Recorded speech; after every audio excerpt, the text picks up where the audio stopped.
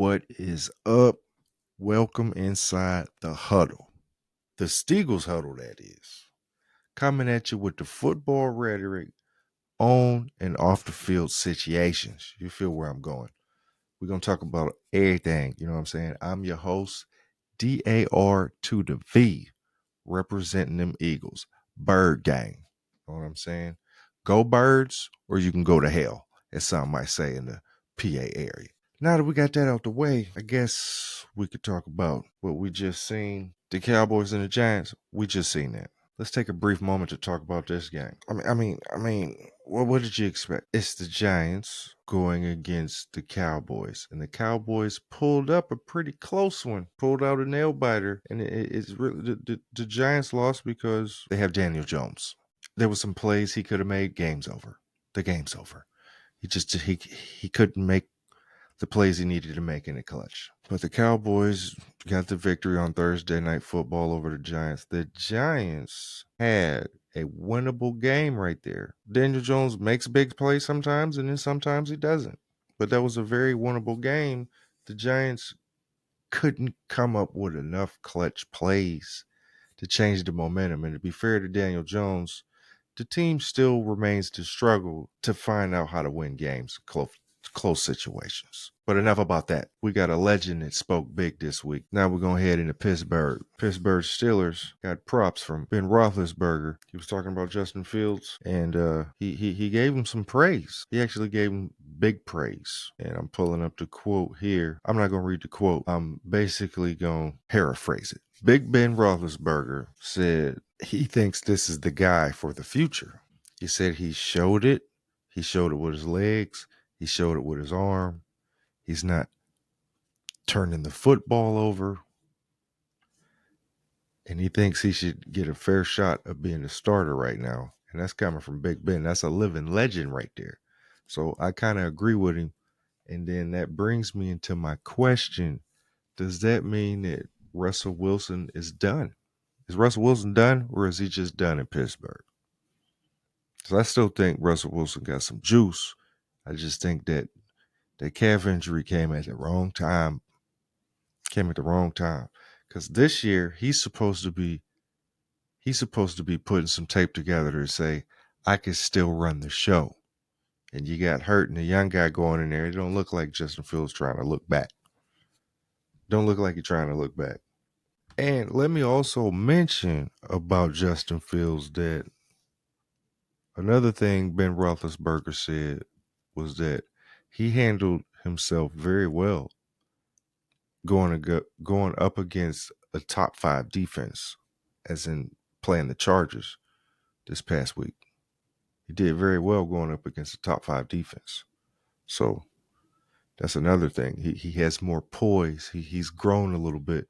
So Ben Roethlisberger, I agree with you. I think he deserves 2 pass, not a pass. He deserves 2 pass. I think he's been playing well enough that you can see what's going on there. You can see why they got both guys. It's just unfortunate for Russell. So that's my hottest Steelers take right now. That's my Steelers news. I'm gonna keep that. I mean, you got them at 3-0. They're 3-0.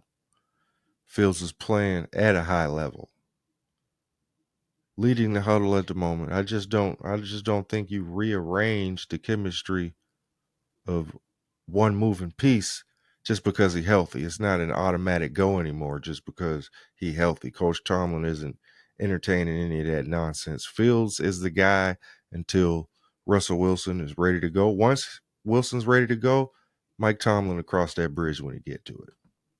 He'll cross that bridge when he get to it. Now, let's get to the Bird gang. Let's get to them Birds. We got away with the dub, went into New Orleans, and just like if you didn't check out the previous show, they did exactly what they needed to do. Other than to start fast. They still started off slow. That was the only thing that I was inaccurate on, but I said it was going to be a bounce back game. The defense played better. The defense played better. Shout out to the defense. That makes you a little bit scary. If that's what our defense can look like week to week with Carter and Davis just wreaking havoc, and it helps the DBs back there. When you have pressure up front, it helps your DB so much because everything has to be so fast. They don't have time to set up and get chewed up back there. You know what I'm saying? Then we came away with the win. It was a rough road win. I mean, it was what, 6-0 at halftime or 3-0. We didn't let them get anything but field goals, but we got the dub. Even battling injuries that were a nuisance. I mean, the game plans had to be changed during the game. Like the Slim Reaper went out during the game. Then he got a concussion. Then Lane Johnson goes out. He has a concussion. Slay got pushed back into the sideline when he was getting blocked and hurt his knee during the game.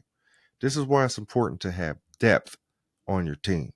And I think the Birds have enough depth for the most part. I mean, defensive back, not so much, but for the most part, every other position, they do have enough to win against the Buccaneers. And I think the keys to victory is the coaching, the game plans.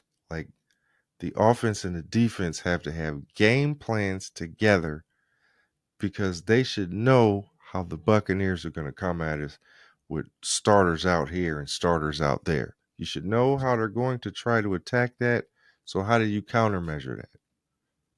We need to be getting rid of the ball quick. You know they're going to try to stop Saquon. He's going to be a very risky pick in DraftKings, which I'm going to get to later on. He's going to be a very risky pick because of the matchup and what their game plan is going to try to be. We're going to have to counteract that. So coaching, you got to put the replacements in a place where they can succeed that are replacing the original starters that's supposed to be in there. You got to put them in manageable scenarios. That's all.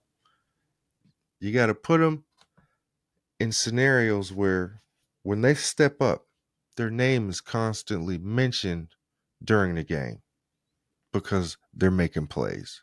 And nobody knows these people. It's like, who's that guy? They said his name 3 or 4 times.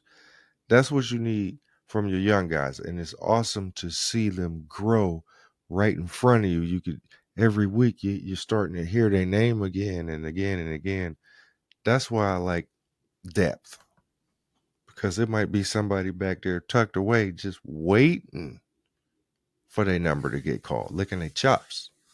You know what I'm saying? That's what Justin Fields just did.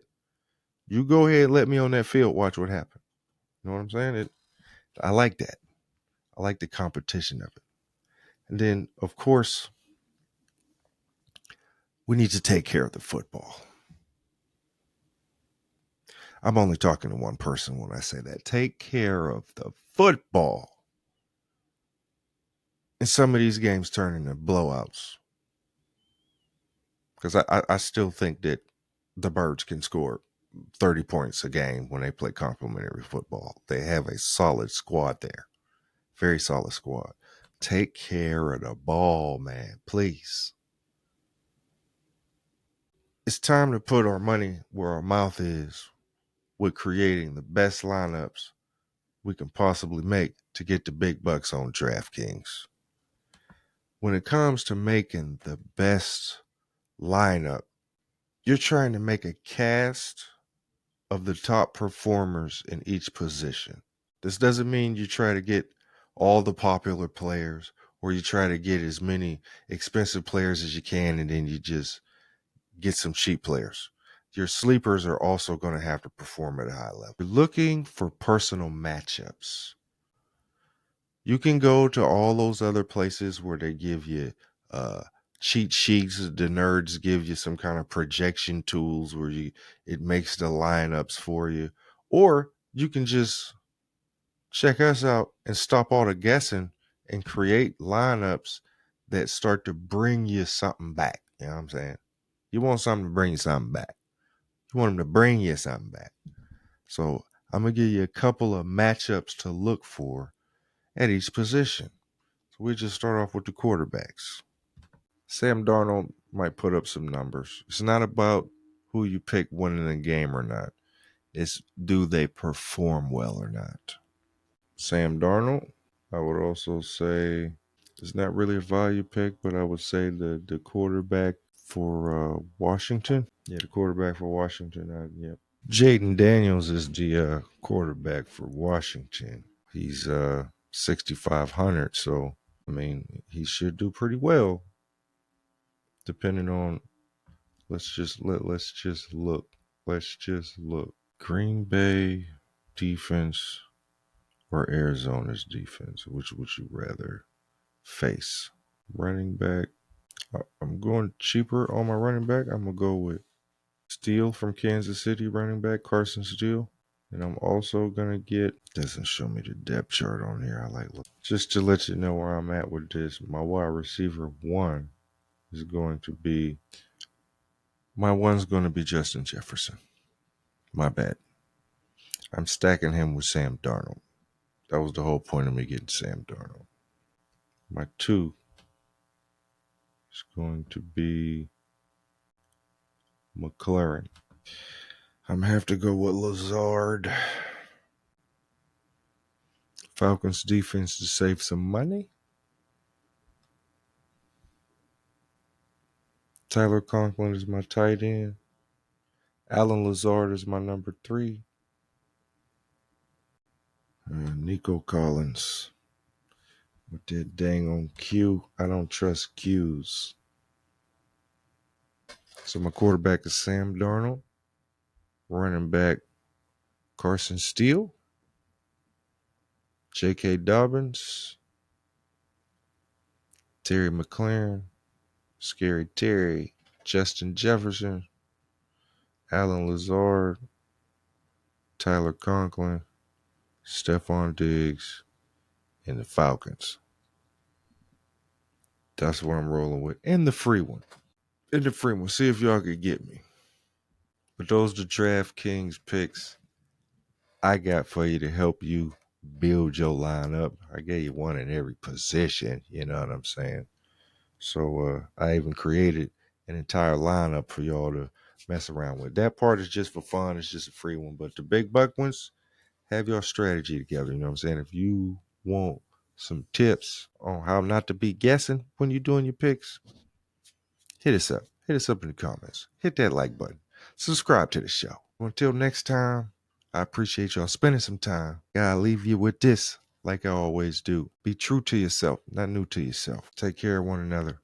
Until next time, I'm your host, DAR to the V. I check you out on a later date, player. Go Birds.